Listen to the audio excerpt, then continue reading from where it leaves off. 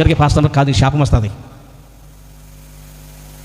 దేవుడి కంటే ఎక్కువ ఎవరిని కూడా ప్రేమించుకో.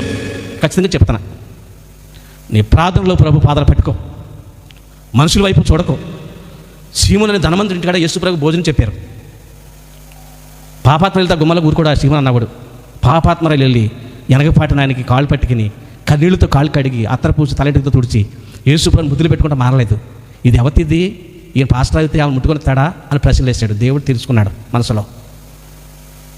ప్రశ్న అయితే ప్రశ్న సమాధానం చెప్పలేకపోయాడు.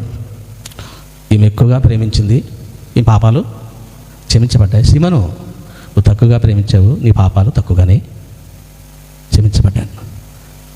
ఎవరు ఎక్కువగా ప్రేమించాలి? ఆ ధనవంతుడిని సీమోని పాపాత్మని ఎక్కువ ప్రేమించిందా? పాపాత్మరాలు యేసుప్రభుని ఎక్కువగా ప్రేమించి కాళ్ళు కన్నీళ్ళతో కడిగి అత్తరపూసి తలంటులతో కాళ్ళు తుడిచి ఎంత